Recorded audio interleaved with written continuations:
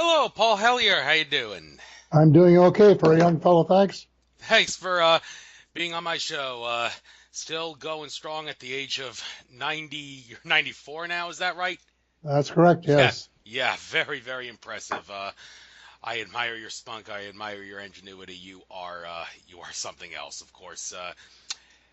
This is going to be an interview to remember, I'm sure. A lot of, but we want to try to keep it very down to earth. Going to say that right off the bat. You did make that clear. So, all the listeners who are expecting to hear me talk about certain stuff, well, sorry, folks, that's not going to happen on this show. We're going to keep this very down to earth. There's reasons for that. I'm not going to get into that. But without further ado, Paul Hellyer, this is a crazy world, to say the least, that we are living in. I mean, a lot of things are happening that's good for the well-being of humanity in Canada, America, and elsewhere. But it seems like we have to weather through a storm in order to eventually reach the new Atlantis, if you know what I mean. So, what exactly has Paul Hellyer experienced in his life? I'd like to get to know that. Give you the chance to play the role of primary source and tell everybody what you see. And I want people to be able to look back on this interview and say this guy knows what he's talking about. He's experienced a lot. I think we can believe him, and he's definitely he's no corrupt politician. He knows the jig, and he wants to do good for humanity, unlike a lot of other people in government. So, without further ado, I've babbled long enough. You got the floor. Introduce yourself. Tell us your life story. Well, it would take a long time to tell my life story, but I was born on a farm in southwestern Ontario. My father pioneered the ginseng business in Canada, and at the age of 17, I went to California to take a diploma course in aeronautical engineering. I came back and worked for a couple of years at Fleet Aircraft building airplanes and joined the Air Force for a year and was discharged as surplus air crew. And I joined the Army and I went to university to get even with the Prime Minister for wasting 2 years of my time. And at university, I became very concerned about the banking system because I asked my professors why we had recessions and depressions, and they couldn't tell me. They said, in effect, well, it was part of the system. But I didn't accept that, and so I figured it out for myself, and they were monetary phenomena due to a highly leveraged banking system, which either created too much credit or too little. If they created too much, you had a boom, and then if they didn't create enough, you had a bust. And I was a child of the Great Depression, so I had seen poverty in its rawest form. I had a cousin who later was my best man at my wedding, and he was selling insurance. And when I had holes in the bottoms of his shoes, he was too poor to have them half soled. He just put cardboard in to keep his feet from getting wet on the pavement. So that was my background, and I decided that I had to try and do something about it. So I tried to get a nomination to run for the Liberal Party in the election of 1949. It took me a long time because I was just a kid. And finally, after spending the best part of my spare time for more than a year, I was allowed to run in a hopeless riding. And the election was halfway through when I got into the race. But we assembled half a dozen people who worked very hard. And lo and behold, I got elected. So I graduated from university in May, was elected to the House of Commons in June 1949. But then you learn the first lesson of politics, and that is that just because you and your family have your picture on the front page of the second section of the Toronto Star doesn't mean you're somebody. When you get to Ottawa, you're just a backbencher, and you can't influence policy, especially financial policy. But then, and this is as far as I'll go in this direction at the moment, a year later, almost to the day, the Korean War broke out. And so the people that run our system somehow are able to find the money, print the money, create the money to fight wars, which they're not able to do for providing housing and food and education and health care for the people in times of peace. And so I've been working at this ever since. And the situation is as bad or worse now than it was when I started. And if we don't do something about it very soon, the situation is going to be, in my opinion, rather hopeless. It's quite hopeless now. But we have to change the system, and the governments have got to get into the business of creating part of the money and not borrowing it all from private individuals who create it out of thin air and then have to pay it back with interest. That is just an insane system. It's a fraud, a total fraud, really. One great big Ponzi scheme. And so that's the thing I've been working on. I'm still working on, and will continue to work on, I guess, as long as I live. It's something I'm definitely working on too. There seems to be a lot of word on the street, so to speak, in regards to what's going on with the money system. As you said, loaning money that doesn't exist and charging interest on the loans, with over 99% of that money at this point being digital, is a setup to failure because it makes debt and inflation unavoidable. And don't even get me started on the whole derivatives thing. That thing's extremely complicated. If anybody wants to learn about that, check out my interview with Karen Mutton. She goes into that in great detail for all those people that really don't understand what a derivative is and don't understand the whole thing. It's very complex, very complicated. So she can get into that. But as regards the money system goes, here and well, the rest of the world, fractional reserve banking is the norm, and there is word on the street, like I said, that there may be some plans to release a gold-backed currency. Now, I'm sure a lot of my listeners are saying, oh no, not this again, here we go again, we've been down this road before, and I myself have said the same thing whenever I've heard this kind of stuff, call it RV, Nasara, global currency reset, or whatever you want to call it, where there's some sort of a plan in the works to dump the US dollar, the petrodollar they often call it, and replace it and the other world's currencies with some sort of gold-backed currency, and hopefully after maybe 10 or 12 years or something, we'll be able to transition to no money at all, and everybody will be able to give a little to get a little, and without having to worry about money. Well, that seems like wishful thinking to a lot of people. It certainly is, as you know. It's you have to be into the hash or something or other to come up with that sort of scheme. Yeah, but however, I will say that I've gone to a lot of conferences and all that with a lot of people that seem to have inside sources. So I'm going to say that while it may be taking a lot longer than we want it to be, there's definitely something in the works.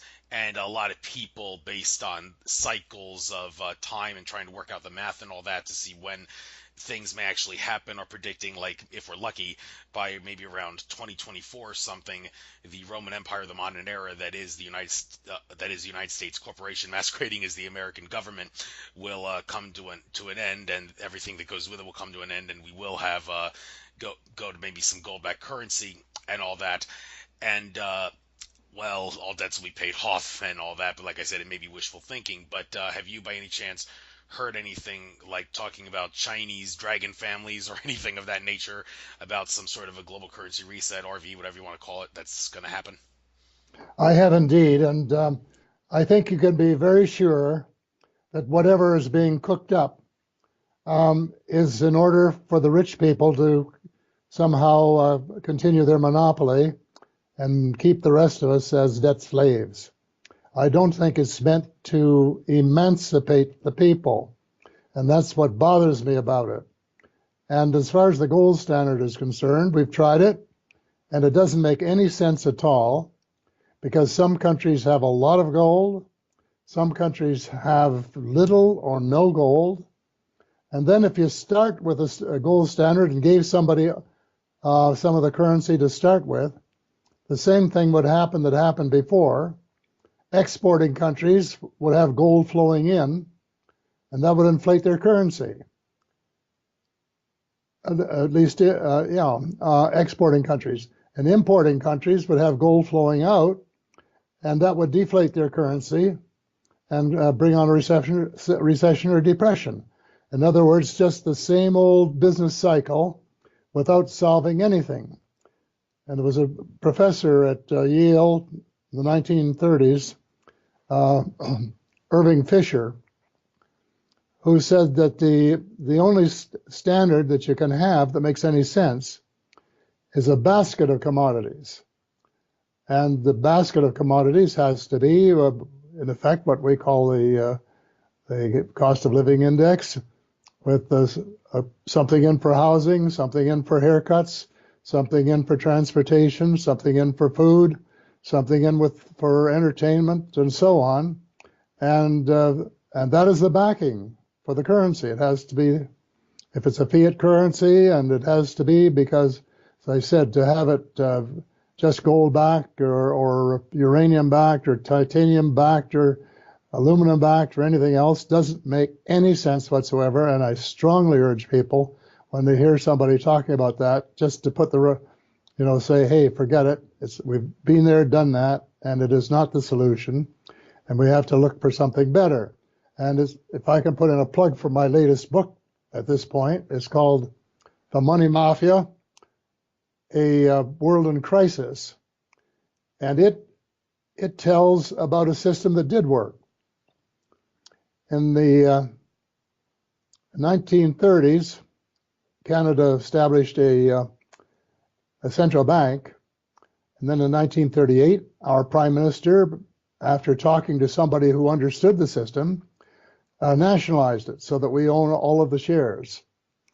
Well, in 1938, there were no jobs in Canada, none. 1939, along comes the war, and pretty soon everybody was working. You're in the armed forces, Army, Navy, or Air Force. They're building factories, building munitions, building ships, building airplanes, doing all of those things. And we reached an historic low of 1% unemployment. And I'm not pushing for that level now because it would be very inflationary, but if we cut the unemployment rate by half, I think that would be a good thing to do, so to the point where you have approximately the same number of job openings as there are job seekers, because that would be a kind of equilibrium that would work out. Well, you might say, well, where did the government of Canada get all the money to do all that sort of stuff? Well, the answer is the Bank of Canada printed it, printed. And they bought government bonds and printed the money to pay for them. The government spent the money into circulation, and it wound up in the private banks, where it became what the economists called the high-powered money. And so during that period, the Bank of Canada made, in effect, zero-cost money, near zero-cost money, available to the government of Canada to get out of the Depression, to help win the war. And I think we're number 4 in war effort, even though we're just a tiny country.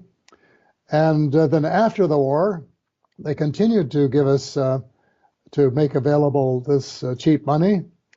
And we used it for infrastructure. We used it for the Trans-Canada Highway and for our share of the St. Lawrence Seaway, which was the big share, and for the Dew Line, the distant early warning line that we built along with our American neighbors to go right around the continent so that we would have warning of Russian airplanes coming at us if they were. And we paid for all of these things, and new airport terminals, and provincial infrastructure too, with the money that the Bank of Canada created at zero cost, near zero cost. And we did that until 1974, and we had virtually no debt, none to speak of. After building all that stuff, we paid for it as we went. And then in 1974, our Bank of Canada must have had a private chat with the Bank for International Settlements, and it decided to go with their rules. They adopted monetarism, which is one of these abstract things from the classroom that doesn't work when you get it out in the real world. And one of the deals they made with the Bank for International Settlements, with its Nazi roots, was no more cheap money for governments. So we had to start borrowing in the market from the people who create this money out of thin air.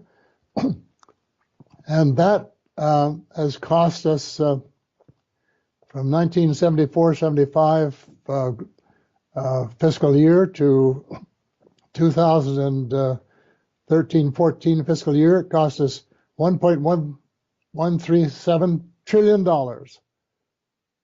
And that's just the interest that we paid on it. And then, of course, we accumulated a big debt, which we didn't have at the beginning. And that's the system we still have, and it's absolutely stupid. And the people running our country are unfamiliar with our own history and with monetary theory, because they don't teach it at the universities. It's not taught at the London School of Economics, as we know. And yet we have to get people to understand what it's all about. And until we do, there, in my opinion, is no real hope. Well, in my book, the latest one, it's in more than one of my books, but in the latest one, called The Money Mafia, A World in Crisis, I talk about the Canadian experience and suggest that what we have to do is reinstate bank reserves, cash reserves, which at the present time are zero. They have to have a little bit of capital, but they don't have to have any cash. And our banks have maybe 1 or 1.5% of cash for every dollar you think you have in the bank. And the only way they can get away with it is if it's backed by the public. So what this proposal of mine is that we would, in effect, monetize some of it, that we would provide large sums of money in Canada for 7 years and increase the cash reserves of the banks by 5%. By, let's see, 7 times 5. Yeah, 5% a year until we reach 34%. And then after the 7 years, divide the money creation function, 34% for government and 66% for the chartered banks. And that would be enough to pay for all of the shortfall that we have at the present time, to make up for the things that we've left undone. It would be more than enough to pay for our infrastructure. We wouldn't have to be putting together an infrastructure bank at the present time under the tutelage of the people who are running the system internationally. And it's a system which could be adopted universally. And all countries, including the United States, would have enough money to operate at all levels of government, the federal, the provincial, federal, state, and municipal. And without taxes as high as they are now, and without having to borrow anything. They could have balanced budgets and have just enough surplus to pay down a little bit of the debt over time. Now, this is all possible. And there's no reason we can't do it except to get the politicians to stop taking so much money from the banking system and the financial system at election time, and to start doing what is good for the people. And if they did that, we'd have a solution. So the problem is political, and we, the people, are the only way that can make it happen. We just have to put enough pressure on the politicians to say either you adopt this and go forward and have a system that works for 99% of the people, not 1% or less, maybe 1/10 of 1%. And if you don't do it, you're toast. That's the only language that the politicians understand. And so somehow we've got to get the message through, and that's one of the reasons I'm trying to get people to read my books, both the latest one and the one before that, Light at the End of the Tunnel, The Survival Plan for the Human Species, and then to do something before it's too late and before the system collapses, or before the cabal, as we call it, is able to go forward with its new world order and set up a totalitarian government more or less worldwide.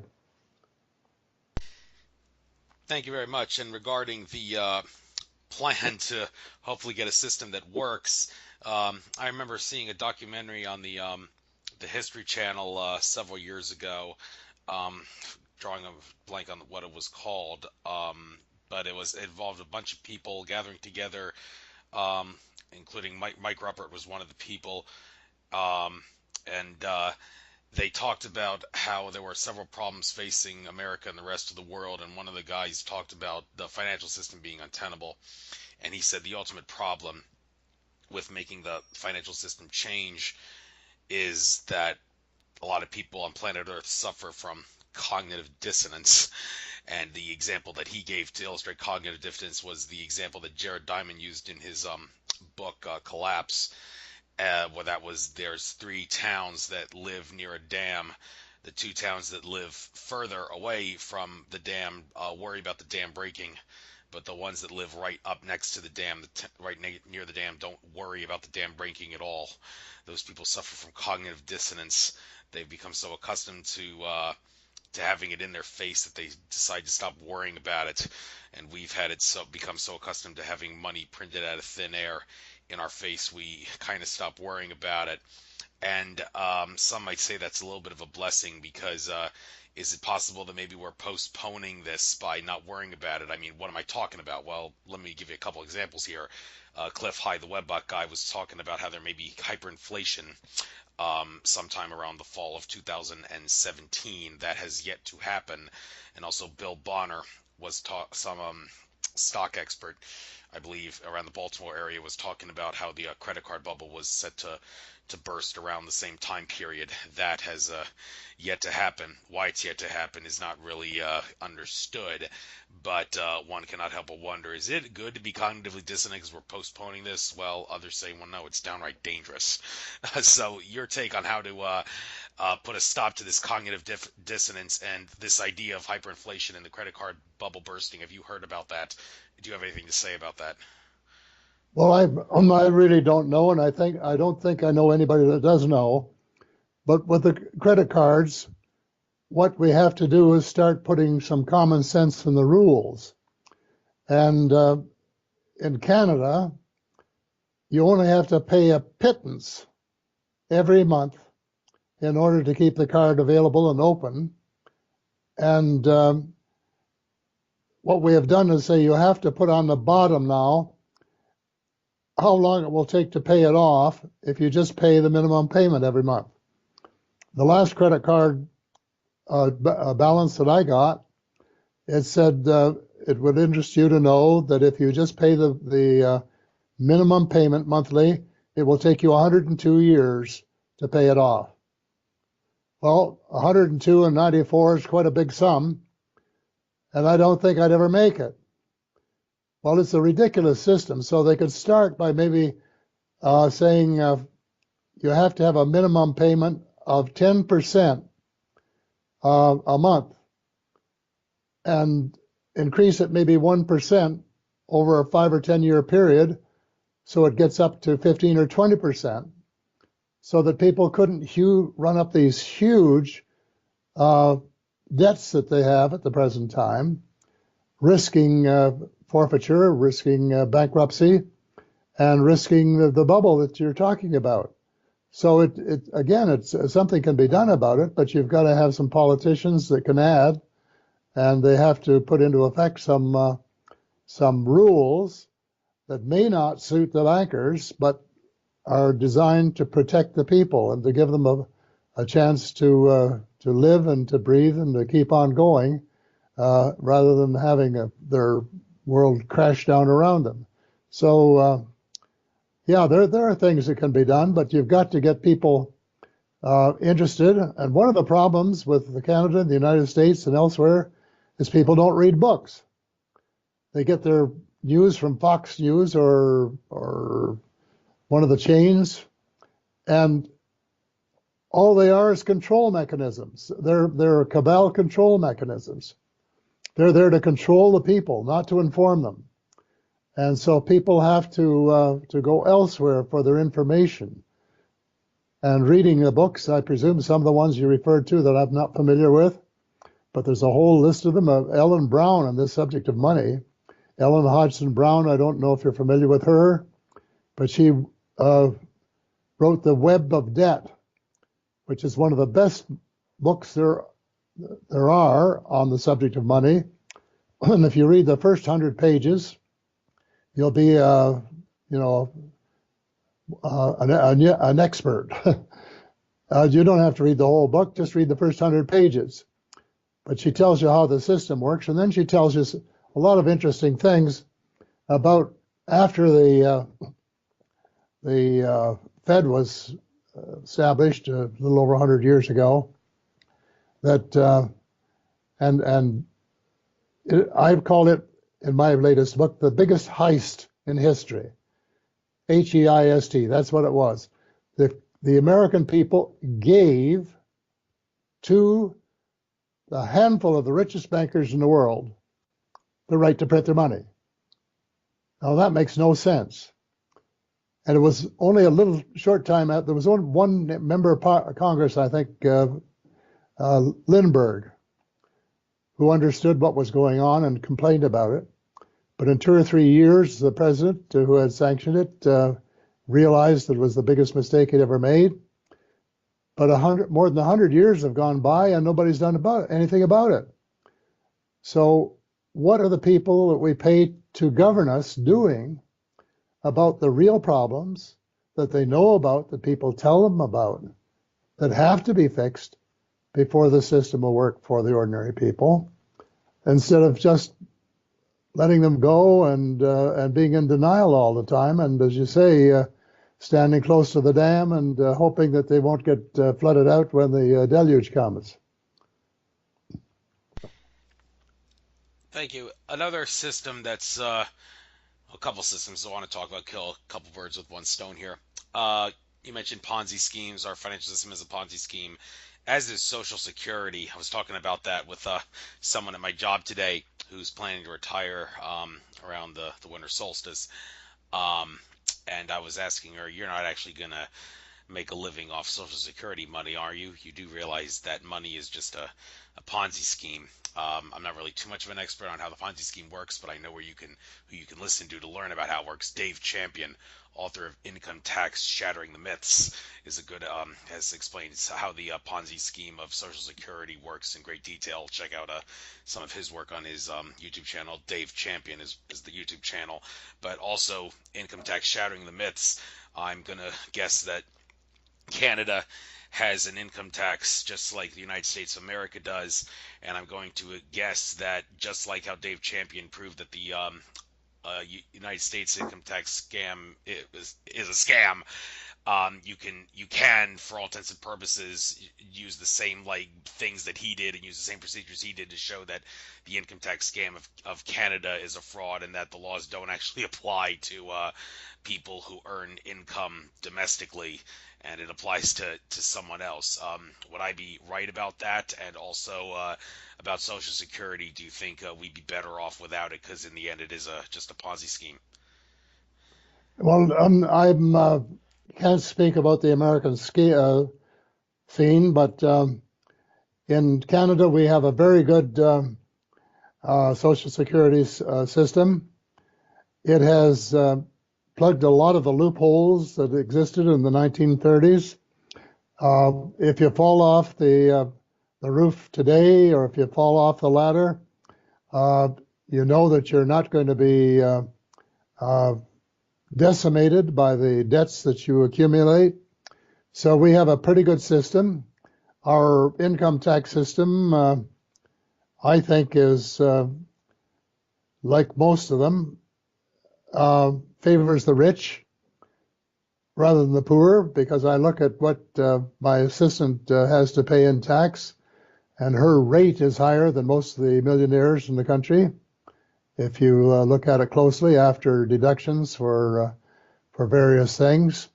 So I don't know about that so much, except we've got to do something about the people who put their money offshore. And there's a wonderful book down there called Lucifer's Banker.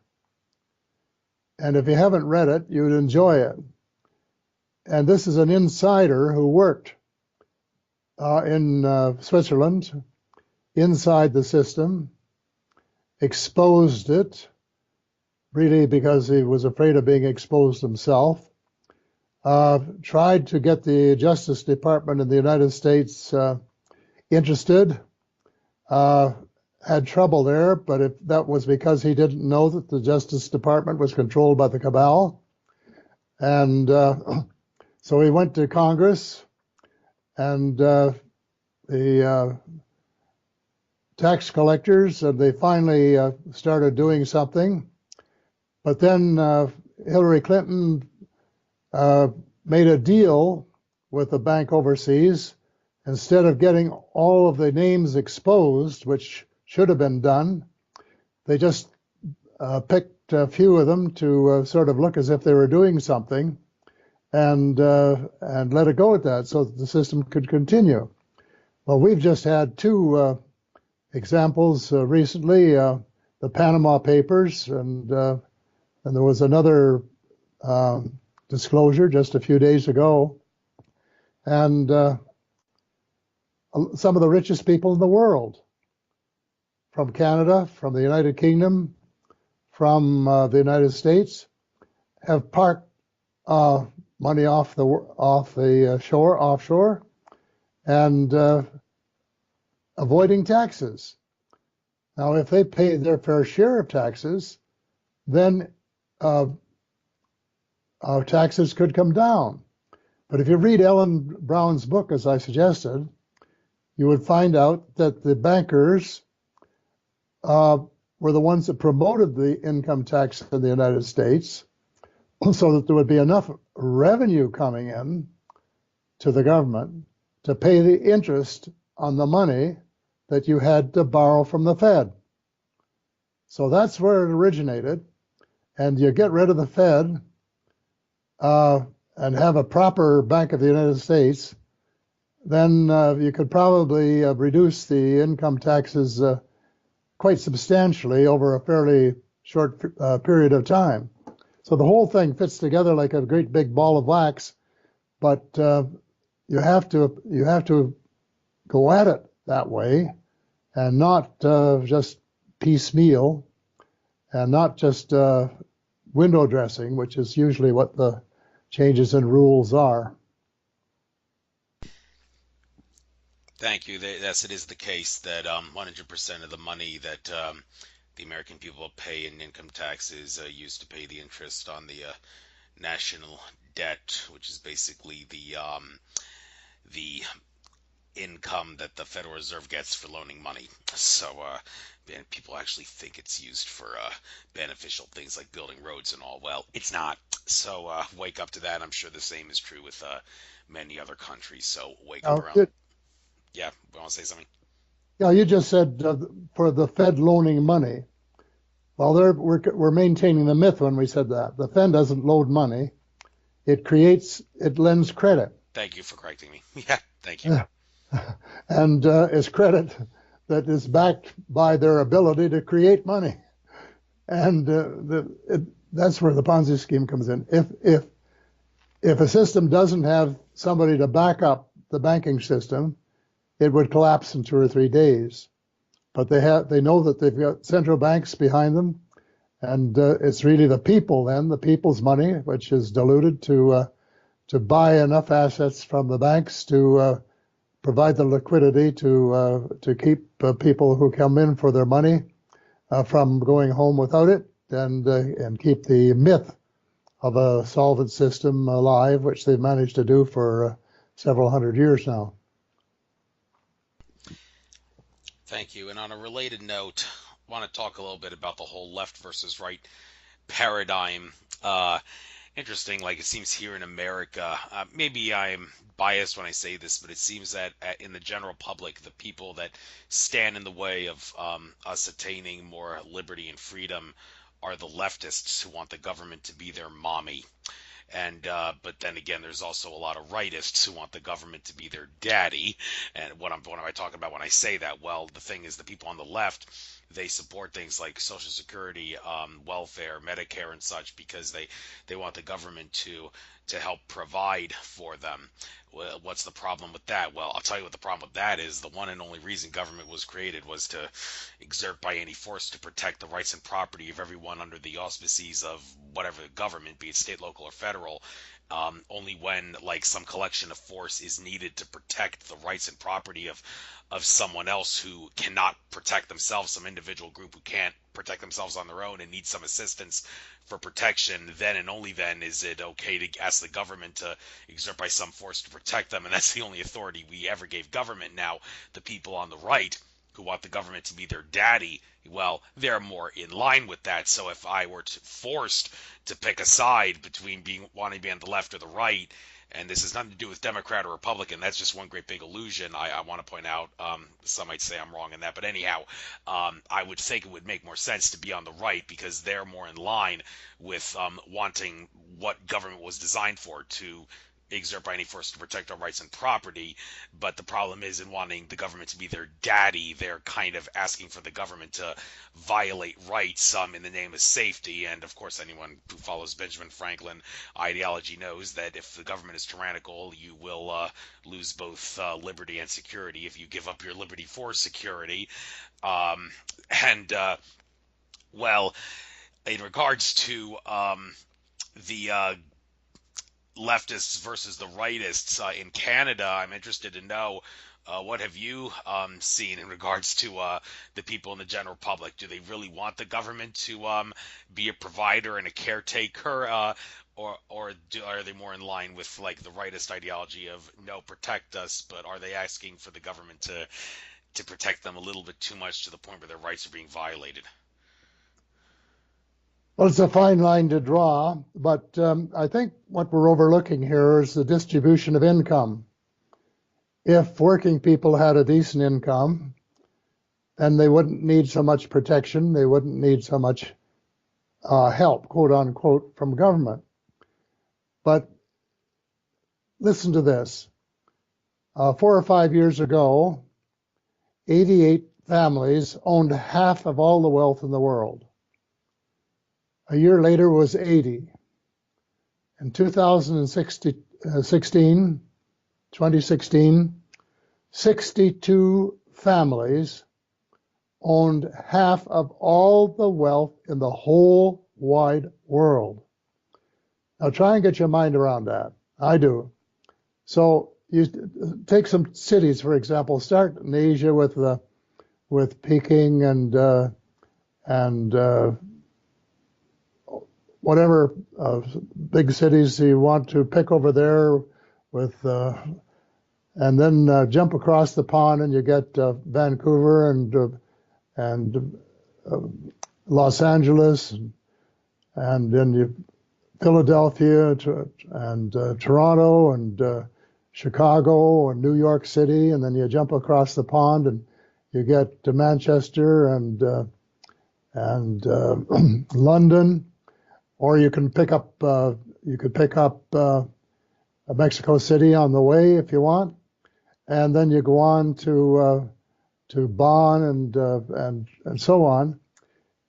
62 cities own every second one of those cities, or the equivalent, in the whole world.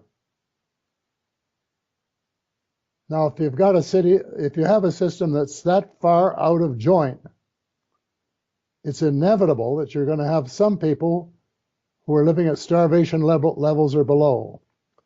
And in one of my books, I have a story of an American lawyer, I think it was, who, when labor started using their muscle, he wrote a letter to colleagues saying, we're going to have to declare war against the poor. And so it became war against the poor.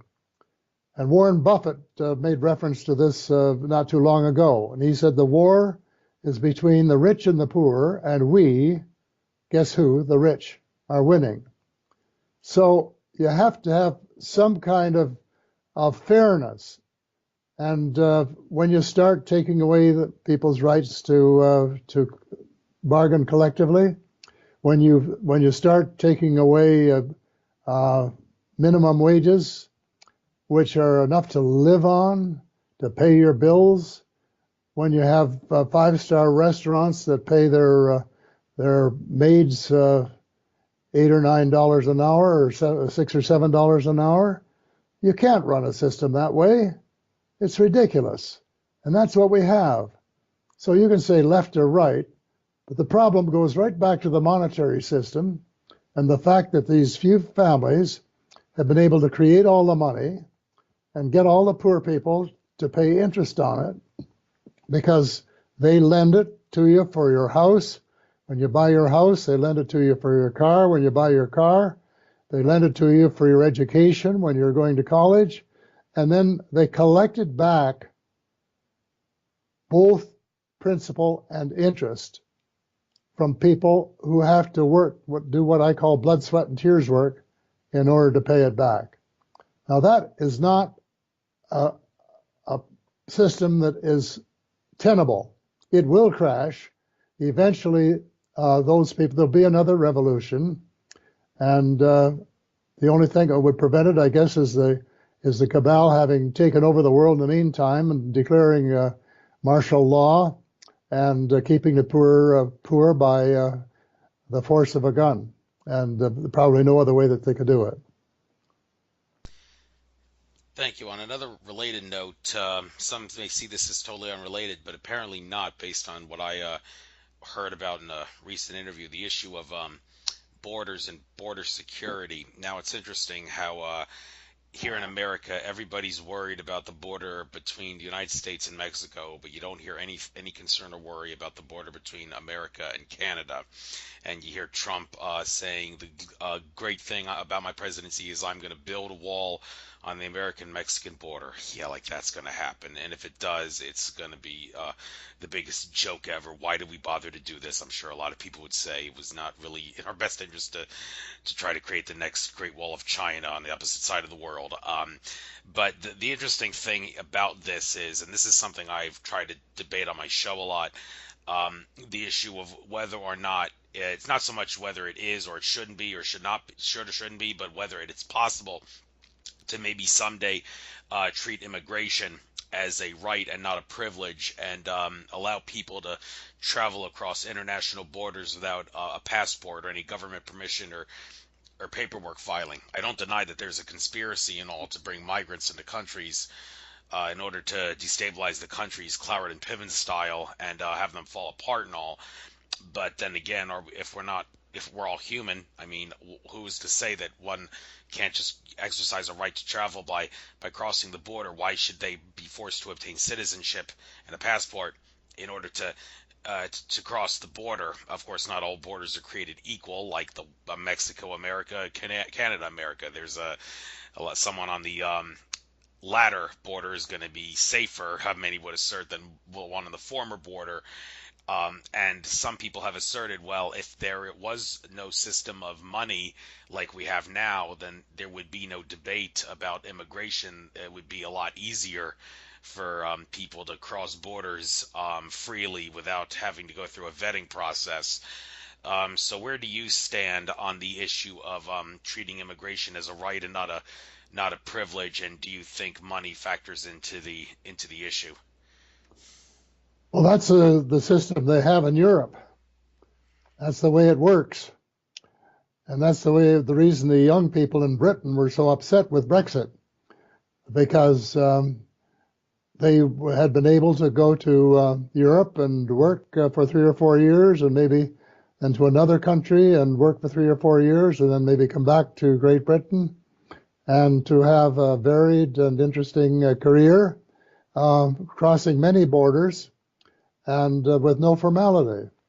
So certainly in that context, it's been proven to work. I think the weak point there is coming back to the fact that Germany has managed to take over control pretty well of the economy of the whole area, and the southern provinces, or states really, Spain and Greece and so on, are unable to compete.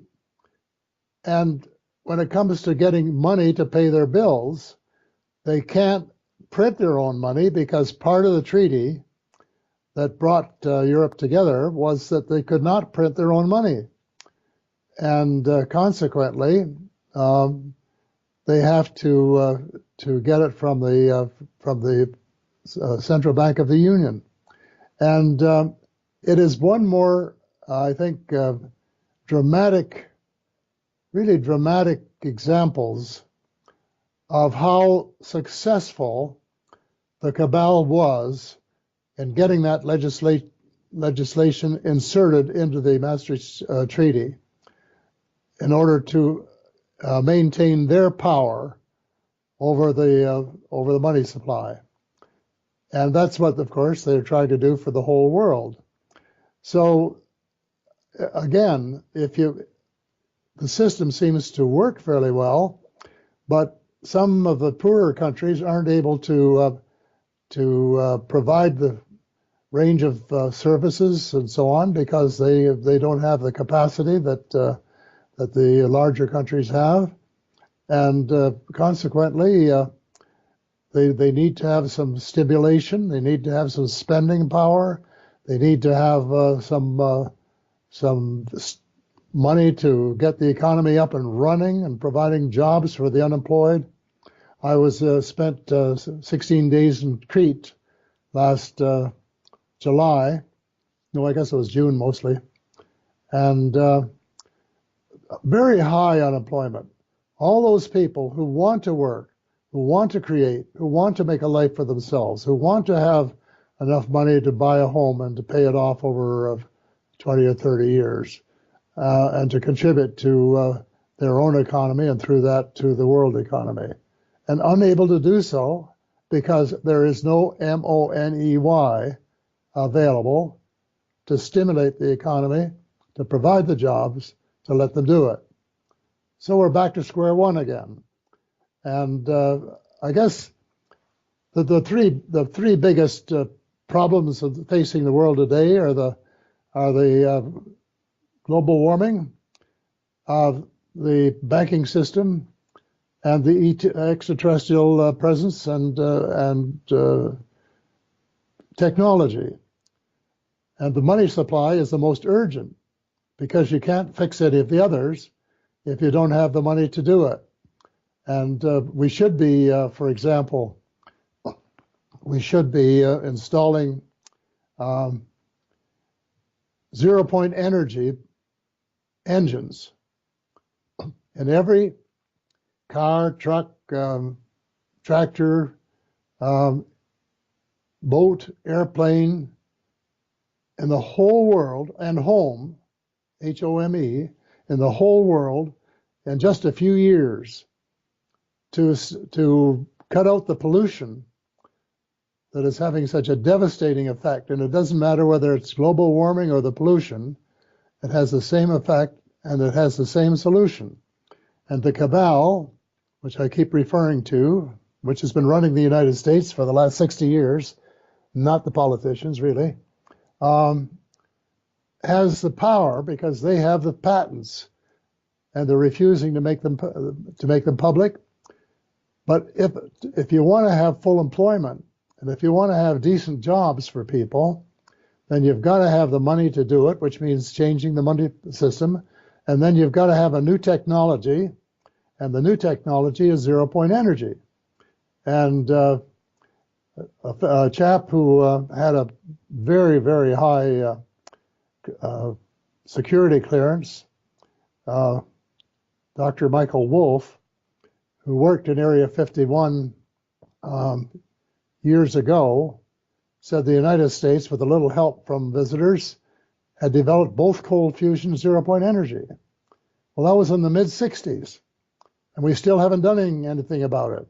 And I get very cross with my country and with the newspapers and with the television stations and the radio stations because they talk about windmills that are an ugly sore on the face of the earth. They talk about solar panels. They talk about thermal heating. They talk about everything but the one energy which exists everywhere in the cosmos and the absolute necessity of us harnessing that energy and making it available to people all over the world. So not only would it solve the unemployment problem worldwide, and you have this high unemployment worldwide, which is again a function of the money system, but it would solve the number one problem. I think it was 2 or 3 days ago, a number of the leading scientists in the world, 190 countries, repeated a warning they had given us in 1992 that said, in effect, if we don't do something about this, we're not going to have a world to live in it, or it's not going to be a livable world. And so one of our two papers in Toronto had it on the second page. The main paper that claims to be the national paper didn't even have the report in, which just shows you how blind they are to the real problems of the real world and how much they're living in this fairy tale world that's been sort of giving them a decent living and a decent pension for years, and how really unprepared they are making us for what is really going to happen to us if we don't smarten up and change our ways very, very quickly, because time is running out on us. Yes, and while I must say I'm glad that you're willing to acknowledge, you did mention in passing the extraterrestrial presence. You did request we not discuss it on this show in great detail, and I will honor that request. But then again, it's important that people that know about it at least bring it up to acknowledge it, and I'm glad that you did that. But also the global warming thing. Want to ask about this because there's a lot of debate on this in both the truther and the non-truther movements, and there's a lot of activists and truthers who subscribe to it, but it seems like they're confused about it. The global warming, that the Earth is warming and cooling, but the cabal, the evil cabal, what a lot of activists and truthers assert is they've misled us and lied to us in believing that it's man-made in order to brainwash us and scare us into wanting to give up our way of life and give up our liberties and our rights in order to save the earth over something that's not actually true. And what's not true is global warming caused by man's actions. If there is warming of any sort, it's just a consequence to the cycles of nature and not really caused by human activities in any way. And to believe that it is to believe a cabal lie that's only going to help further their agenda. I don't deny, though, that there's a lot of pollution and that there's technology, though, that needs to be brought out that can certainly put a lot of technology that we use into the dustbin of history, just as Nikola Tesla, if he were still alive, he'd be spinning in his grave. But anyhow, this idea that just because you mentioned it, do you think, the globalist cabal has misled us and lied to us about the extent to which man has contributed to global warming and climate change, just to scare us into giving up our rights and all? No, I don't think so. And if you will check the story from these scientists, who are amongst the best scientists in the world, they say very bluntly that we are the responsible for global warming. It's what we do. And the main problem is burning fossil fuels, and that is where we have to change our ways and stop burning oil and gas and coal and start with clean energy. And that's the reason I push the idea of zero-point energy so strongly, because it is our only hope. And there is no doubt, I have checked the science over and over again, and it's only in the United States that I run into this question of the misinformation on global warming. And it's because the oil cartel spends so much money getting equal time to to misinform us and to raise the questions. And it reminds me, it's the same thing exactly that the tobacco industry did. The oil companies are making their business plans on the basis of phasing out oil. And yet they are pushing like mad to persuade us that we should continue and to build pipelines that have to be paid off over 30 or 50 years. This is insane. We will not have a habitable planet if we continue this way. And anybody that says so has not taken the time, in my opinion, to check out the research. There's a book that I was given a few years ago, and it's in my second last book, the Light at the End of the Tunnel of Survival Plan for the Human Species, called The Floods of My Grandchildren. And I would recommend reading. It's not easy reading, but read that and then say to yourself, well, they didn't wait for the grandchildren. The floods are here already, and they're causing havoc in the United States and India and Canada and Brazil and Indonesia and all over the world. And it's getting worse, not better. And as the ocean temperatures continue to rise, you're going to have more and better hurricanes. And it's just absolutely inevitable. So that eventually, a large part of many countries is going to be totally uninhabitable. And if you know anybody, say, in naval intelligence, ask them why they're buying houses in the Ozark Mountains when they retire. And the answer is because a number of southern states, including Florida, are going to be underwater. And this is going to be true of much of the civilized world, including some of the great coastal cities. And you can see it. And one of my talents has been to project trends. And I've been able to do it all my life. And I've warned people to, for example, in Toronto, when they built the first subway, said, why don't you run it further north? Oh, no, well, this is just an experiment. Well, why don't you buy the right-of-way? Oh, no, we'll wait and see how it turns out. And so they wound up paying $250,000 an acre for land they could have bought $400 when I warned them about it. And the trend is irresistible, it's unmistakable, and anybody who doesn't pay any attention to it is going to wind up in a situation which may not affect them if they buy a home in the Ozark Mountains, but which may mean that they're going to have diving equipment if they have a house in Florida or Bangladesh or Vancouver, maybe, I don't know, lots of places around the world. So I'm sorry to disagree with you, but I couldn't disagree more.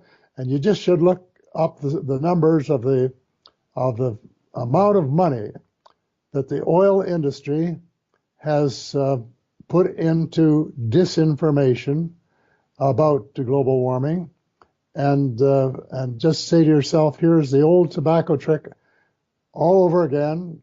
Tobacco doesn't cause cancer. No. Well, the science isn't proven. It's not definite. It's open to question. Well, it wasn't open to question, and the tobacco companies knew it.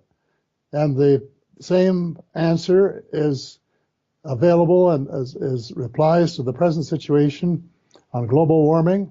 And the oil companies know it, but they're just so greedy that they want to get the last $1 trillion of oil out of the ground before they start using their investments in clean energy.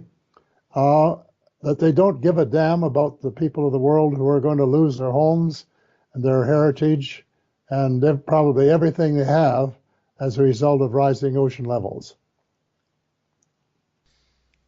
Okay, I'll change the subject now, pretty dark and gloomy there. So I think maybe we should try to get to a few lighter things. Well, I don't know if it's going to be easy at this point, but maybe later on in the interview we'll try to come up with some solutions, light at the end of the tunnel here.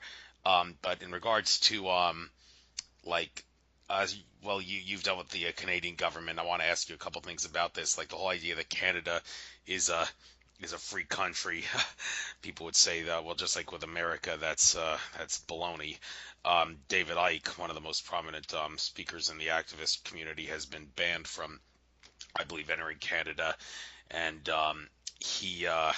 It's interesting how back in the day he could talk about all the stuff, the crazy stuff he talked about all those years, and nobody's going to bother him. And now he can't even get a visa passport to go to Australia because a lot of the stuff he's saying is coming out as being real.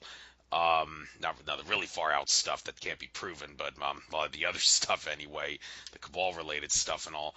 But this idea that that he asserted in the talk that he gave back in 2000, one of his like 6 to 9 hour talks in Canada, he said, what I experienced having to go through the trouble to get in here to talk, and then after that talk he was banned from Canada. He said, this just goes to show you that Canada really is a fascist country that's totalitarian minded, just like all the dictatorships in the Middle East or something to that effect, and everybody erupted into thunderous applause when he said that.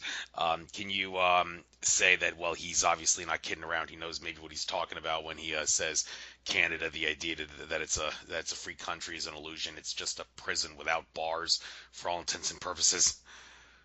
Well, I think that's a little exaggerated, but we're going through this debate at this very moment as to how much freedom of speech should be allowed in the universities. Whether and to what extent should you be able to say nasty things about other people? And it's interesting you should raise the subject because opinion is very sharply divided between those who think there should be no curbs whatsoever on what people should be allowed to say, especially if they're trying to or think they're telling the truth. Or should there be laws that protect you from, or at least that prevent you from saying extraordinarily nasty things about some race or some religion or some sect with which you don't happen to have a great affection? So we have the open debate. We haven't resolved it yet. Frankly, I don't know how it's going to turn out. I personally think we're getting too restrictive. I think some of the universities have been too restrictive in who they will allow to speak and what they will allow them to say. But it's not the highest thing on my priority list, so I'm trying to stick to the things that I know and feel strongest about, and really plug them in a major way. Fair enough. Fair enough. Talk about guns for a moment. Canadians, to my understanding, can have guns for hunting, but as far as the whole Second Amendment ideology, like we have in America, where guns can be kept in your private home to protect yourself against gangs and tyrants in government, that's not allowed in Canada. And the whole idea that the founding fathers put the Second Amendment in the Constitution so that people would have a last resort against tyrannical government, they may have been the greatest thing they ever did. And many people assert if the American people lose the Second Amendment, everybody, not just America, but everybody will lose everything. And to a great extent, do you think Canadians suffer or don't suffer from a lack of a Second Amendment? What's your take on this issue? I think this is one area where Canadians and Americans are very different. Canadians have never had that tradition, and consequently they don't have anything that they feel is so important to them that they have to fight to maintain it.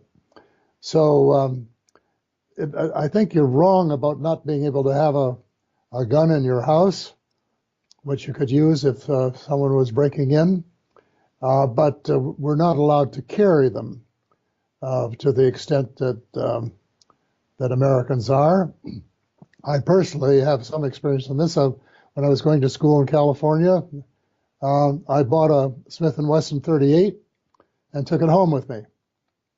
I still have it, but it has to be locked up so that it's not available to children or anybody else, excuse me, to get their hands on and start shooting people with. So our countries really differ on this issue very strongly, I think. And if you want to find one fundamental difference between the two countries, I guess that would be it.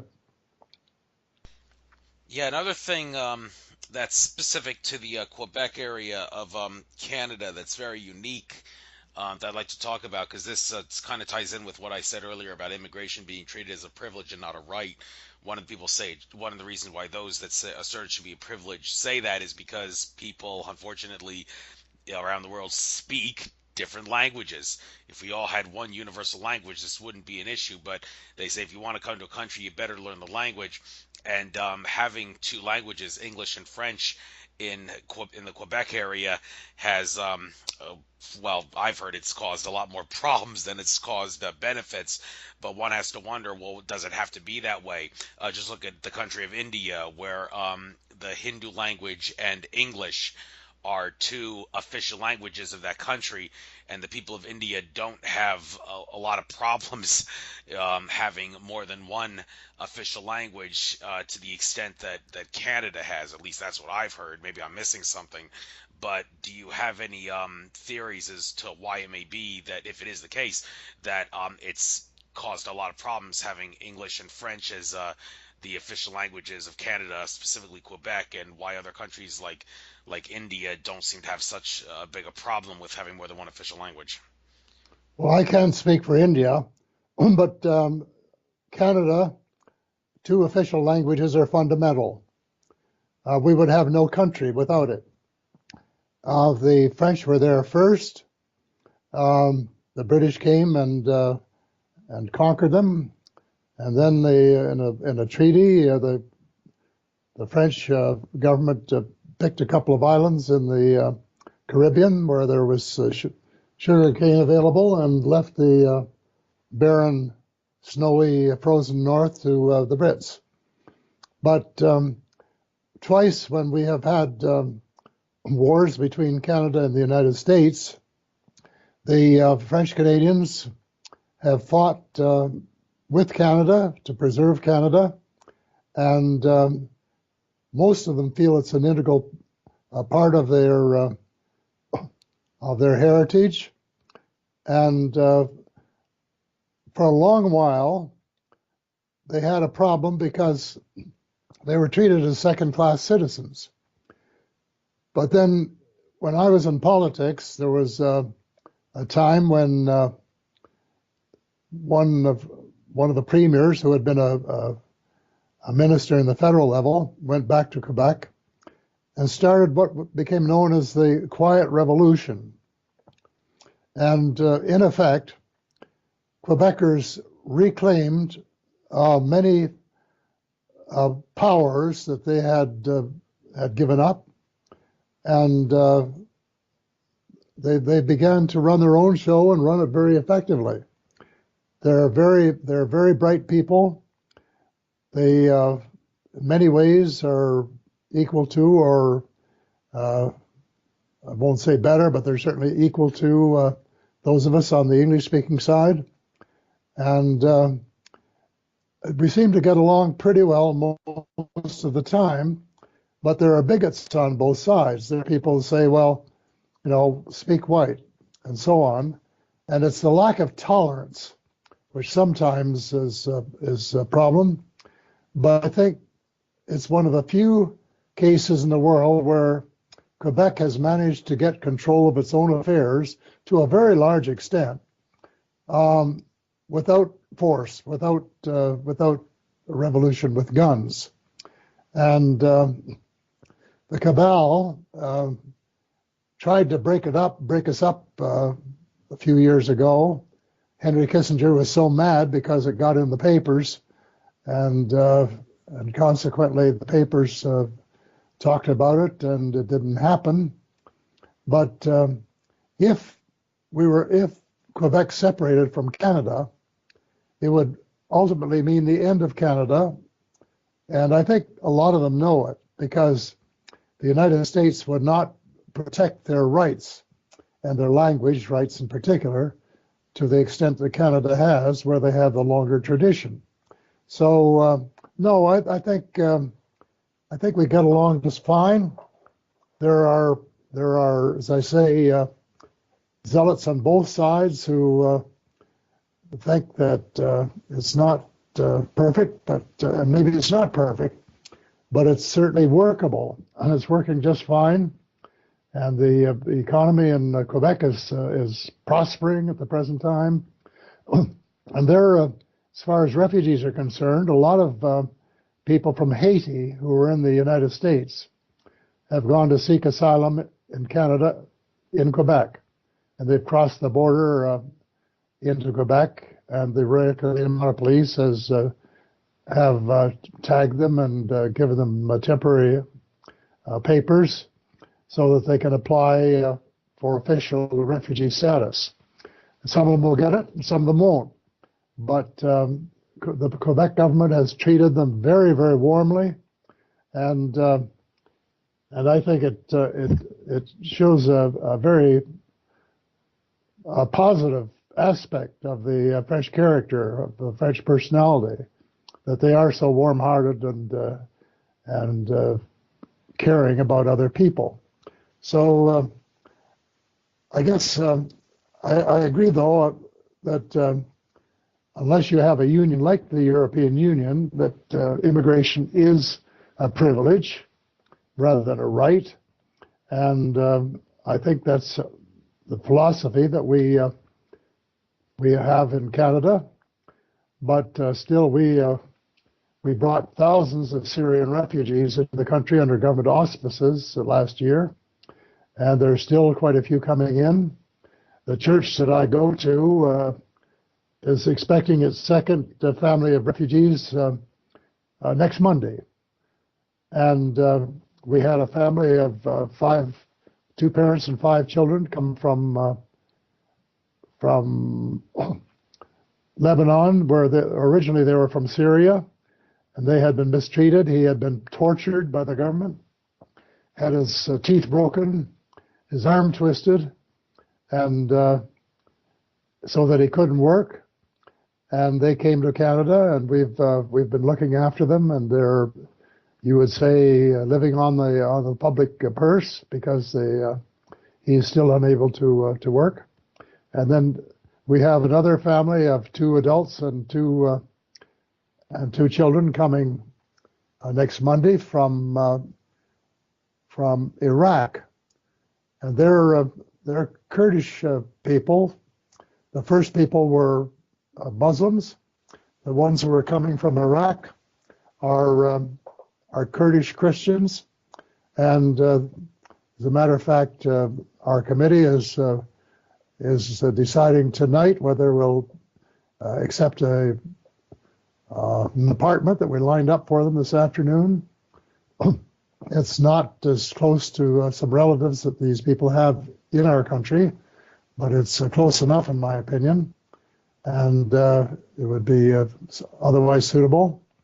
And if the decision is made, which it probably will be tonight in my absence, to go ahead with this apartment, we'll have it all furnished and set up with everything that's needed, including proper food in the fridge for them when they arrive next Monday morning. And then our church is responsible for paying their bills for the first 12 months. The Government of Canada makes a contribution, but it's a modest one. And largely speaking, it's the people of the church who are paying for their rent and for their food and their medical requirements and so on. So it's a matter of attitude, but it's also, it's a matter of the golden rule. And in my books, including the last book, I say that the problem with the world is the lack of spirituality. People it's all me, me, and never we, we. And the only possibility that we have for peace in the world is to make the Creator our God and not power or money.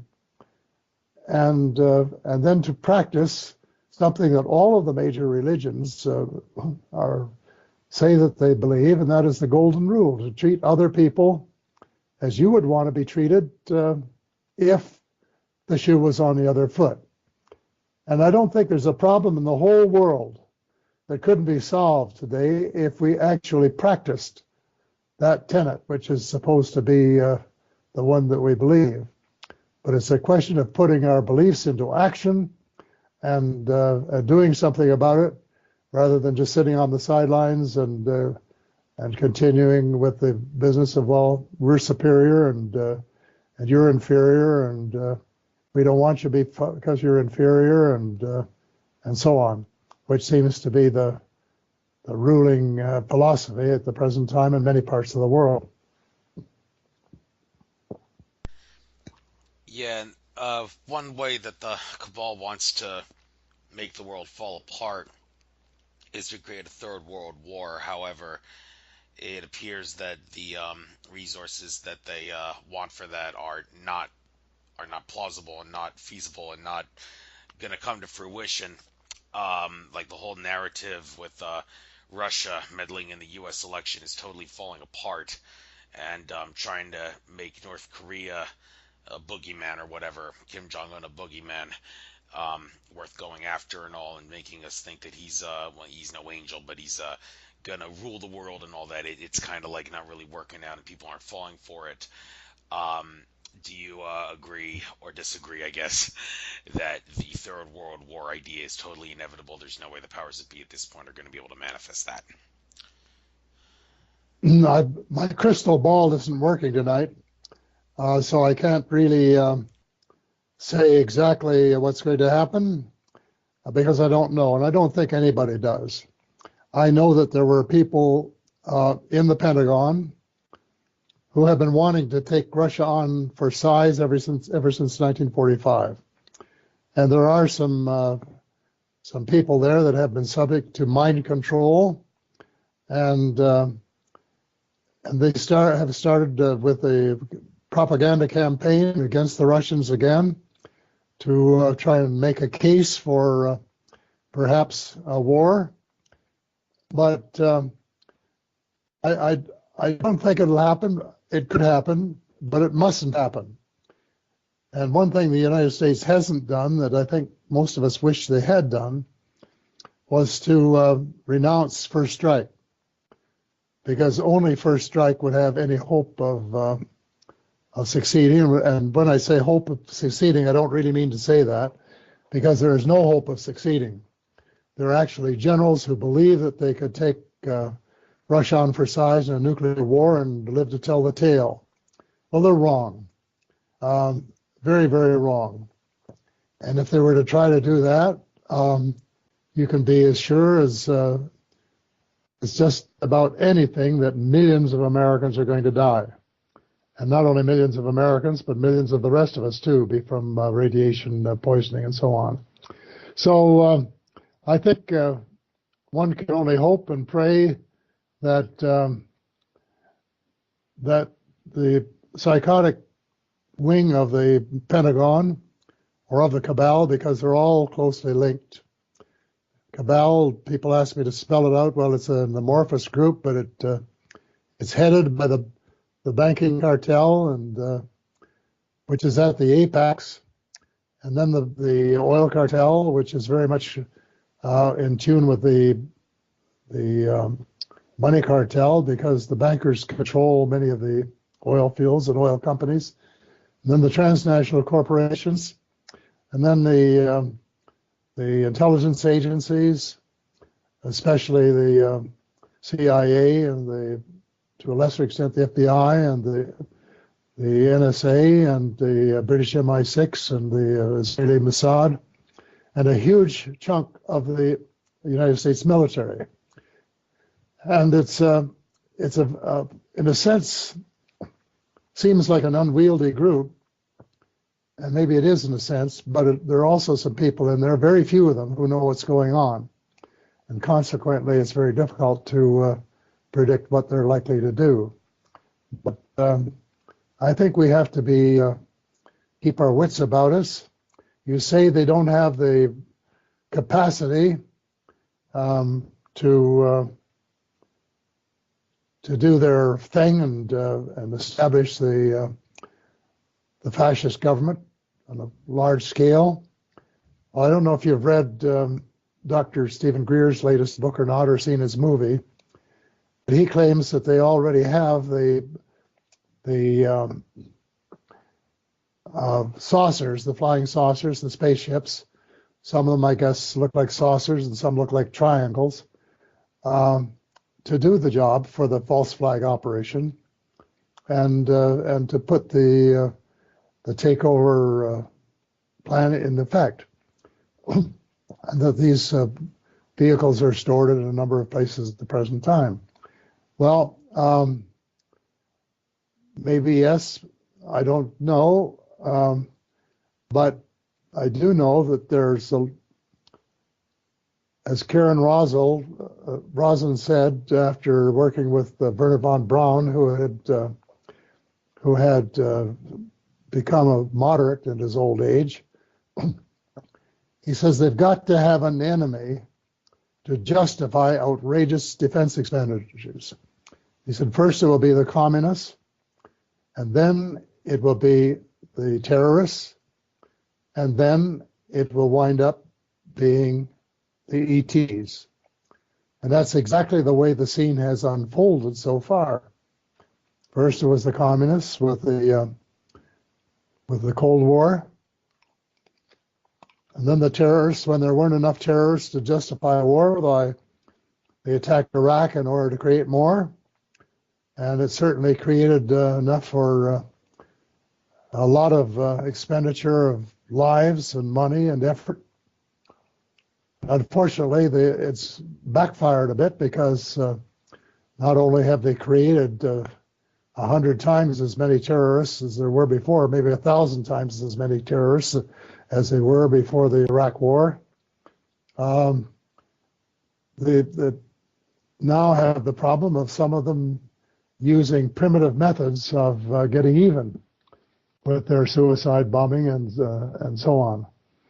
And that's something that perhaps was not anticipated by people who believed that they could win the war from the air and use drones and not get boots on the ground and have to actually do it the old-fashioned way.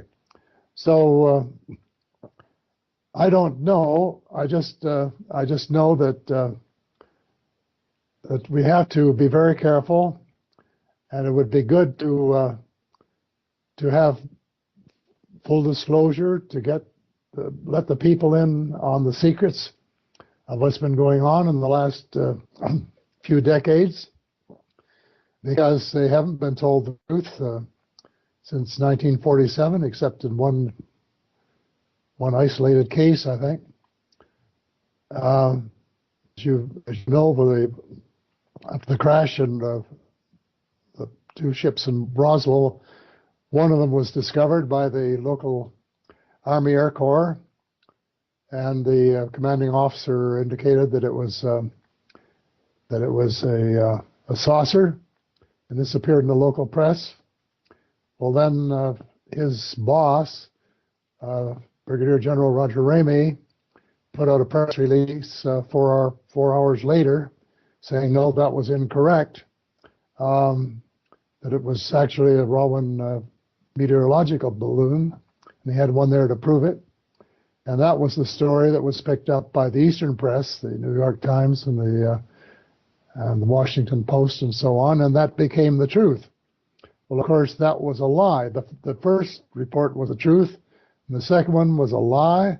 It became the foundation of a whole cult of lying that has existed from that day right down to this.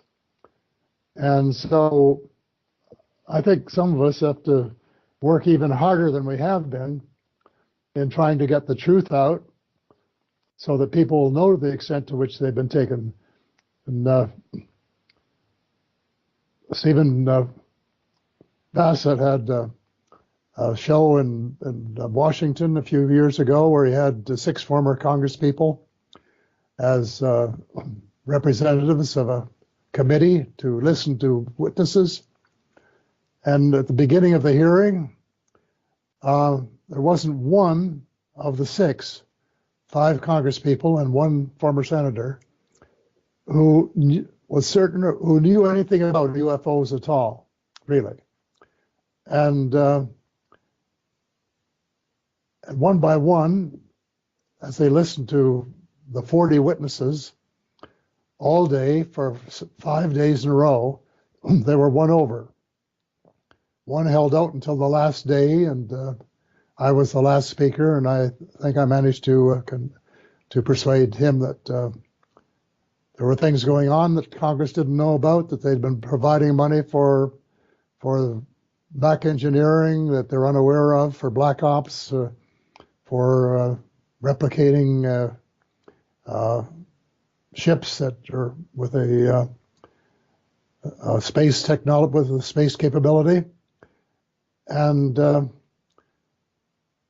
was talking to someone yesterday with a well-known name that I won't mention, who phoned me. He had been a staffer on the, I think it was the Senate Committee on Intelligence or Armed Forces, maybe it was. And he wanted to know some of the things I knew because he was told very little. The committee was told very little.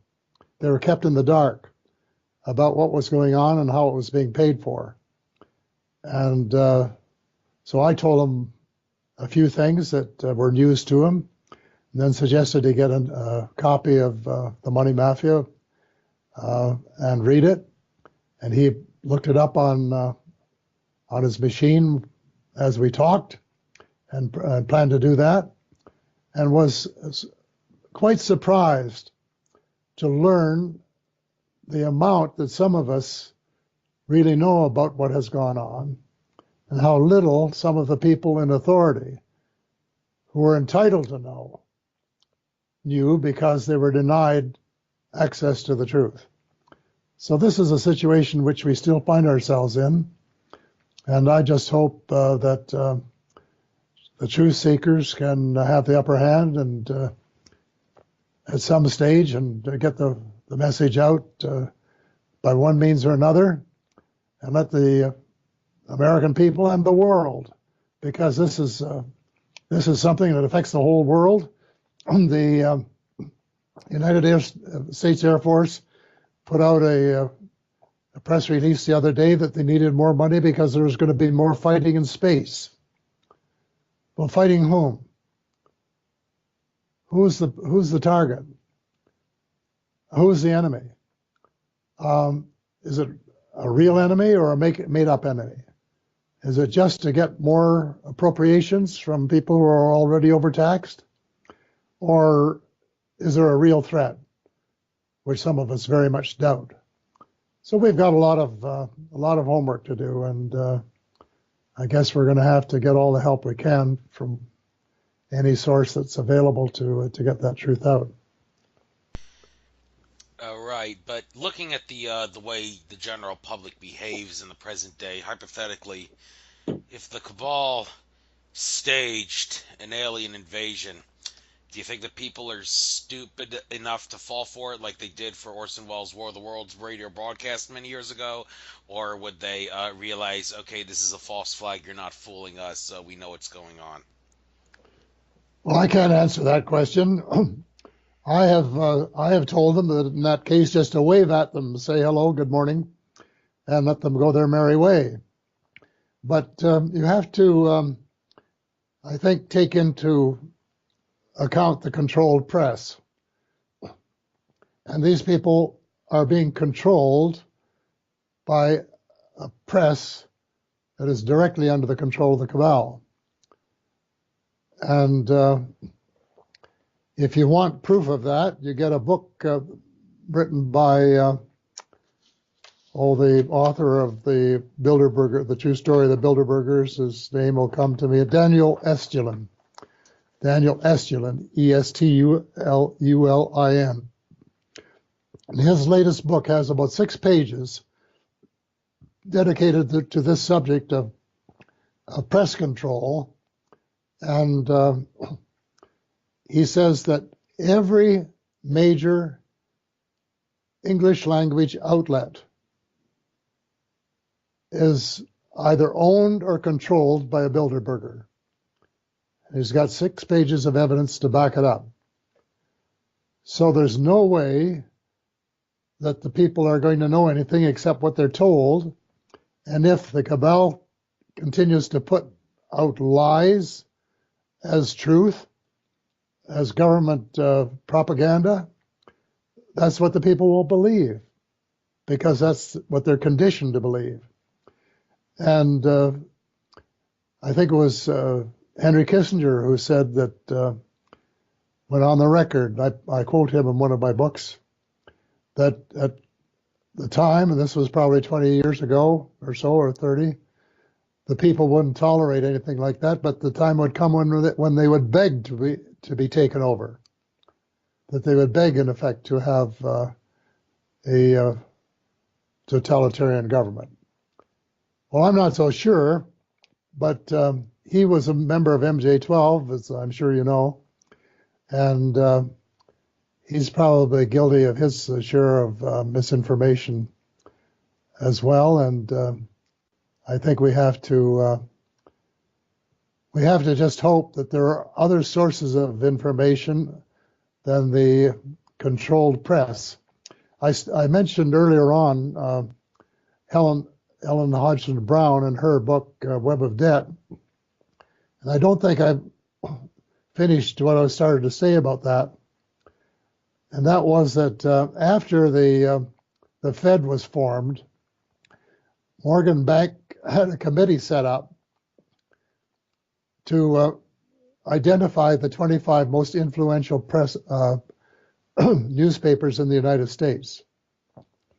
And when they were identified, they bought a controlling interest, or their group bought a controlling interest, or an editorial interest in every single one of the 25 most powerful papers, so that they would not publish anything about the monetary system and other things that they wanted kept quiet. Well, you have to assume that the same system is working today on behalf of the Cabal. And I think in Germany there was somebody who lost his job just a few weeks ago because he wrote a book telling how the CIA had bribed journalists. And I think Stephen Greer has something in his book about the extent to which the CIA have influenced all of the major news outlets. And that is the size of the challenge, of the handicap that we face.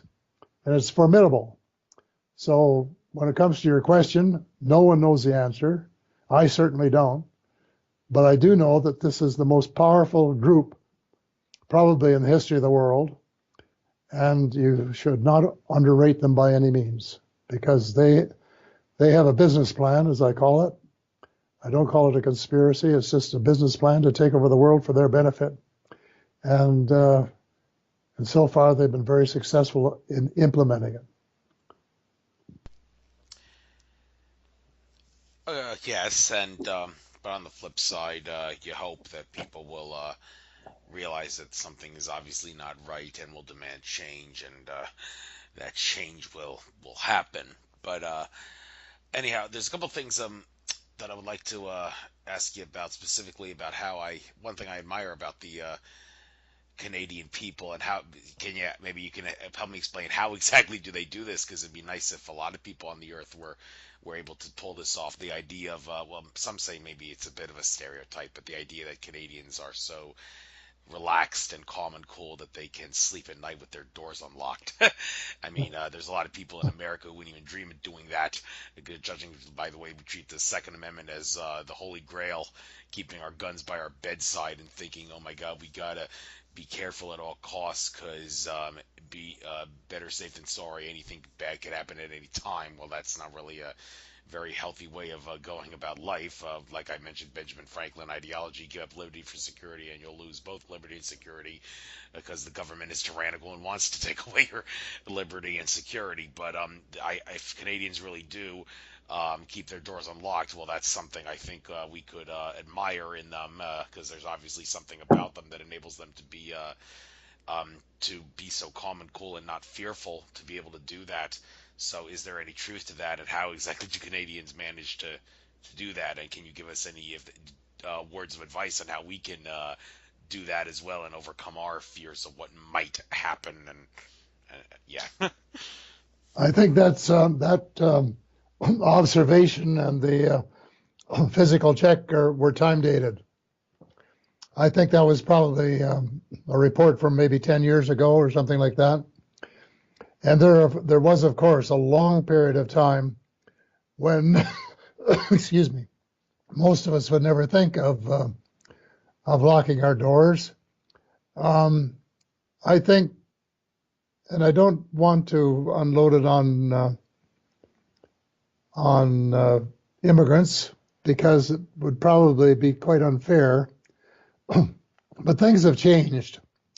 When I was first elected to the House of Commons, the best reporter in the press gallery said you could count the number of crooks on the fingers of one hand.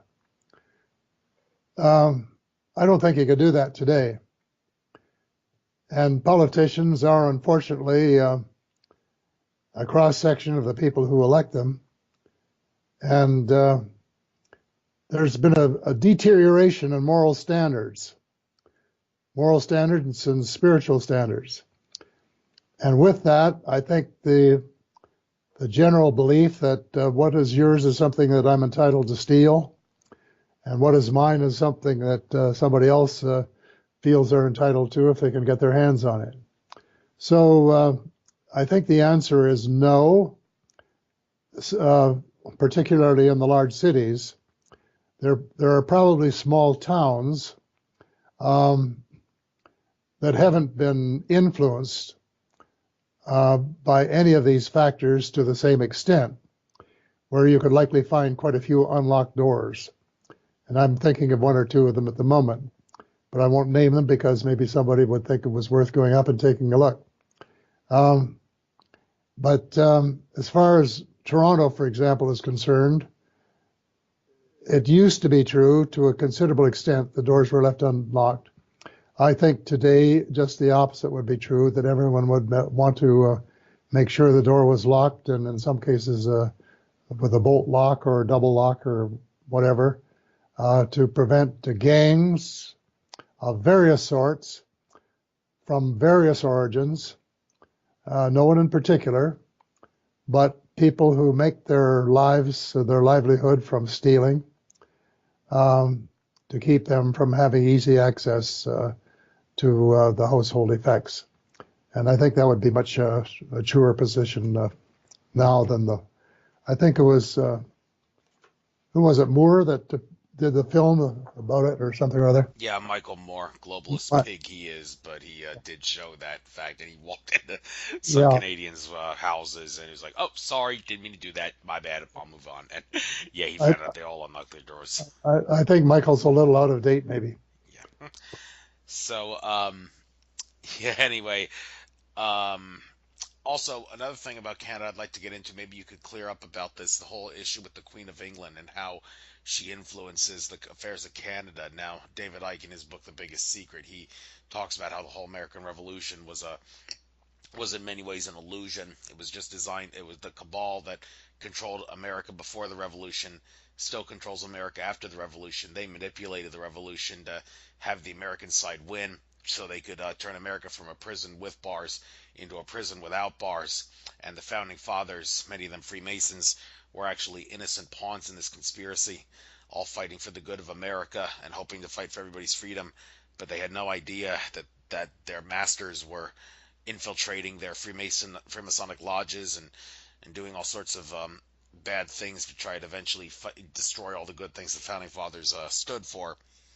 And David Icke asserts America is still a British colony for all intents and purposes. I've heard Winston Shrout say that the Queen of England owns like the whole social security system in the United States of America. And in regards to like Canada, Dean Clifford, one of the most prominent sovereign citizen gurus, he's from Canada. He often in his like public statements, he addresses them directly to Her Majesty, the Queen of England, and he says it like tongue-in-cheek style, like Your Majesty. Like, he's trying to insult her. He doesn't really honor her power and all that. But like David Icke would say that Queen Elizabeth II is at least as powerful as Queen Elizabeth I. The idea that she has no influence is a complete and total illusion. That's what they want you to think. So, and in regards to Canada, I'm interested to know how exactly does the Queen get in? Because on your Wikipedia page, if someone clicks on the thing about you in the opening statement, Privy Council of Canada, he says you're the longest serving current member of the Privy Council of Canada, just ahead of Prince Philip. If you click on that, it goes to the page titled Queen's Privy Council for Canada. So, sorry to put you on the spot here, but how does the Queen influence Canada? And can you elaborate on any of this other stuff I've said about the Queen maybe controlling possibly America and the rest of the world? Well, on the second question, I know nothing. I know she's very rich, but I don't know any of the other things that you've alluded to. I know that she has virtually no influence whatsoever in Canada. And I know that from personal experience. That doesn't mean there haven't been times when she would ask somebody indirectly about something that she liked, but we have a constitutional monarchy. We could dispense with the Queen if we wanted to. Some of us, I don't know what the percentage is now, probably about 50% of Canadians like it because of the pageantry and having the royals come over every once in a while, and it adds a little excitement, and you have a parade and a big banquet and a lot of fun, and then they go back home. Very similar to having a movie star do the same kind of thing. And but as far as real power is concerned, it's somewhere between 0.5% and 0. She does have, there are token things, like, for example, she is asked to approve the appointments of Governor General. But this is just a token thing. It's routine. It's a habit from way back. But I don't think she would ever say no, because she doesn't have that kind of power anymore. And as far as policy is concerned, I think she wouldn't have 1% of the influence of any of the newspaper publishers or any of the major politicians in our country. So she's just a figurehead, but one that I think quite a few Canadians look up to, because she's a very spiritual woman, and I think her example of working for the public interest and for doing her duty, even when she must be so tired or bored that she would like to just go home and say so long to all of it. They admire that, and consequently, I think I doubt if we'll do away with her, but there's no preventing us from electing our own monarch in Canada, or of giving the Governor General greater powers or whatever. It's just that we're quite happy with the situation where it's all show and no substance. Yeah, you assert that she doesn't really have a lot of power and influence. Of course, you wouldn't know what's going on, like from a wizard behind the curtain standpoint, and people like David Oh, I Icke, I do. mentioned, have I asserted. know. What? Oh, I Say? do. I know all the Canadian wizards, and she exercises no power with them. Okay. That's what you've seen. I'll let you stand by that. Um, okay, another issue with what's wrong with the world today. The Cabal. Who do they seem to like to use as their minions? Well, Eddie Craig, the host of Rule of Law Radio, the Monday night version on the Logos Radio Network, he is very picky about the fact that attorneys have a great vested control in a lot of the affairs of the government. Well, he specifically talks about the American government, but you got a feeling this has to go with the rest of the world as well. It seems that the Cabal, their minion of choice, the occupation that they like is their minion of choice, is the attorney, which kind of makes sense if you think about it. I mean, they could say, well, this guy's an attorney. He knows what he's talking about. You can trust him. When in reality, it's nothing of the sort. They're lying, sleazy scumbags in many ways. And I can imagine Eddie Craig, and he's actually said this a few times. The problem, it's not the Queen of England. It's not the Pope in the Vatican.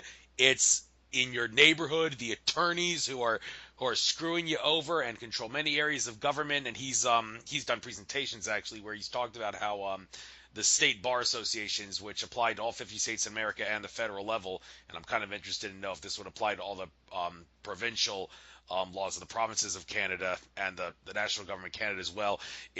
Because of the checks and balances system, lawyers are not supposed to serve non-judicial branches in government. If a lawyer wants to serve a non-judicial branch in the government, they must surrender their bar card for the duration that they are serving that non-judicial position in government. Did Barack Obama surrender his bar card because he was an attorney? Did he surrender his bar card when he became the American president? I don't remember. Maybe he did. Maybe he didn't. If he didn't, then he deserved to be impeached. But there's a lot of attorneys in American governments that serve non-judicial positions that are technically not eligible to be there. And I'm going to guess that if you want to have a system of checks and balances in Canada, to my understanding, supposed to have a system of checks and balances. The attorneys are not supposed to serve non-judicial positions. But getting back to what I said, that the attorney seems to be the occupation that the Cabal uses as their minion of choice. Do you think there is truth to that? Well, I think they would want to have attorneys to influence the politicians and to draft the laws that they want, that suit them, that suit their business plan. And so they're lobbying all the time to get changes in the law which are beneficial for their plans, and they have to have top-rate lawyers of various kinds to make that come about.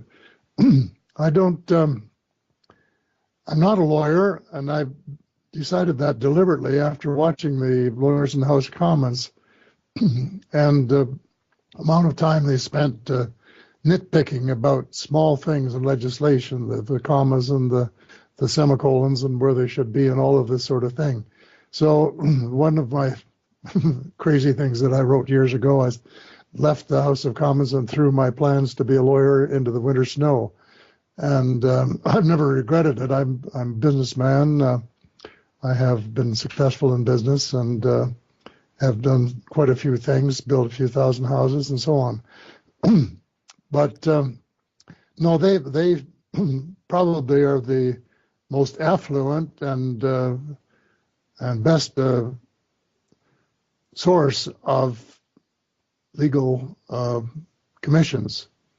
And for example, I had I had this proposal that I was making to the government of Canada, along with 40 other uh, monetary reformers, about the 7-year plan to transform the system and provide the government of Canada with all the cash it needed for themselves, the provinces, and the municipalities, and for infrastructure, and with some left over to pay down some of the debt. And I had this former Chief Justice read what I had to say, sold on it, hook, line, and sinker, gung-ho, and I've seldom seen anybody so enthusiastic about anything. And so when it came time to appear publicly with me, I phoned him. You wouldn't believe the change in attitude. And finally, he admitted that the managing partner of their law firm had taken him aside and given him a little lecture and said, "Sir, you should keep in mind that 3 of the large Canadian banks have accounts with us." And so he, of course, just faded out of the picture. But that's the kind of power that the people running the show have, and that's kind of the power that they have over the legal profession too. They have these huge retainers, and they just get everybody on their books and keep them in tow. And so I think there's quite a bit of truth in what you say about that. Thank you. And in the final 7 minutes or so that we got to do this show, man, I do admire you. 94 years old and willing to go 2 hours, because I've had some other guests that are like 70 and 80 and say, I don't want to go 2 hours because I'm an old person. I can't do that. Well, you sure made those people look bad. Okay, but anyhow, I got to finish this show on a great note. I want to talk about some possible solutions. Now, you mentioned getting spiritual. I'm not religious. I am of the spiritual but not religious type, the metaphysics community kind, and I do believe in all that. You reap what you sow. The law of attraction is real. Your infinite consciousness, your reflection of what your reality is a reflection of what you put out. So you want to try to act like you understand that and spread love and not fear. That's one of the best solutions. But also when it comes down to the issue of government and corporation, now this is an easier thing that's easier said than done. Many would say, we got to stop going along to get along.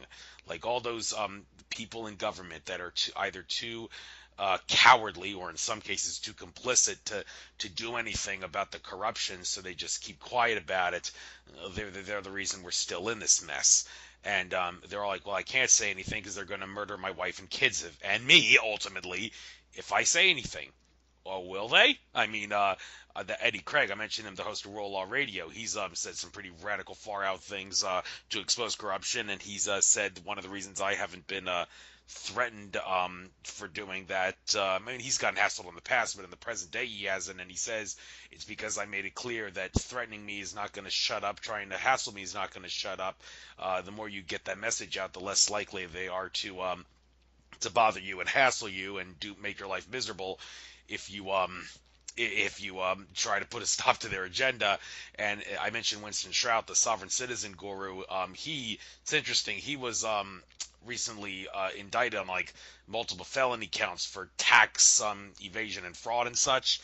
And ultimately, it appears that he's not going to go to jail after all.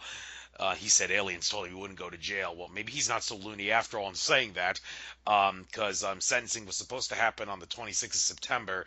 He's actually out giving interviews on this YouTube channel, the Goldfish Report, I believe it's called, and he's not going to jail and everything seems to be okay, and it appears that he got a lot of spiritual backing and support from all the people that believe that spiritual beliefs will save you and all that, and a lot of people were meditating for him and hoping that the energies for the meditation would save him and all that, and ultimately it did. So that's getting spiritual and all to try to have solutions to make sure the good guys don't suffer, but then again Lenny would say, I don't know, that's kind of far out. That's, if it's not wishful thinking, it's like too crazy to believe that it could be real. But anyhow, the point is being spiritual to like as a solution to suppress fear and spread love, and also all those people in government and corporations, suck it up, stop going along to get along. You got to make sacrifices, and you got to be willing to get hassled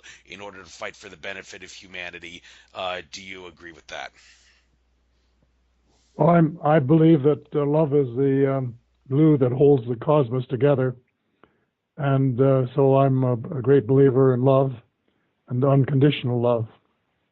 And so I'm promoting it as best I can. And this is something I will elaborate on in my memoirs, which I'm writing now, and I hope to have them published next September, 2018.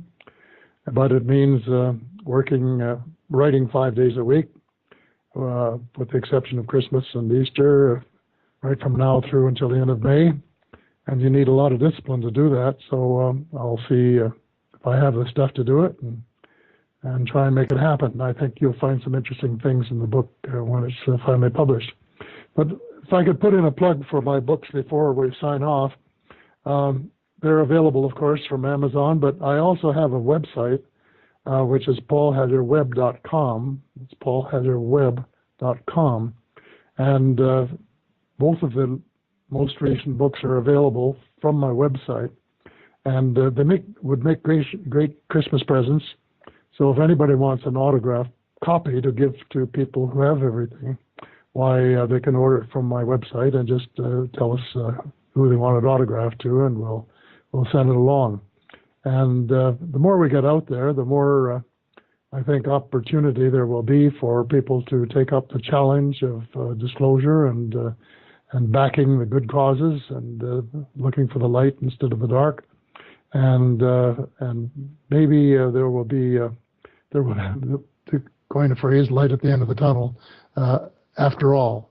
But we're going to have to really start loving people and stop hating them and treating them as enemies and deciding that we should shoot them and just forget about it. I don't think you could have said it any better. Well, Paul Hellyer, pleasure having you on. Like I said, admire your work. Looks like you got a lot to give us, even at the age of 94. You've still getting a lot of stuff out, a lot of things going strong for you. That's an inspiration for a lot of people, no doubt. I will try to get this interview uploaded. Well, actually, I still have to, upload my last interview that I did with David Still a week ago. I didn't get to upload that before going to California for Chief Golden Light Eagles conference on 11/11. But after I do that, I will get this uploaded, and hopefully that'll be within the next 2 or 3 days, and I'll spread it far and wide through social media and such to make sure people hear about this. Thank you again also for at least mentioning the whole extraterrestrial UFO thing in passing. You didn't want to elaborate on it too much, but at least mentioning in passing that should inspire a lot of people to have the courage to talk about that in great detail. As I said when I went public, the UFOs are as real as the airplanes flying overhead. No question. Yes. All right. So without further ado, I bid you good day. Good luck on your future endeavors. Enjoy the rest of your trek throughout infinite consciousness. Be spiritual. Stop going along to get along. And good luck. Thanks a lot. Take care. Bye for now. Bye-bye.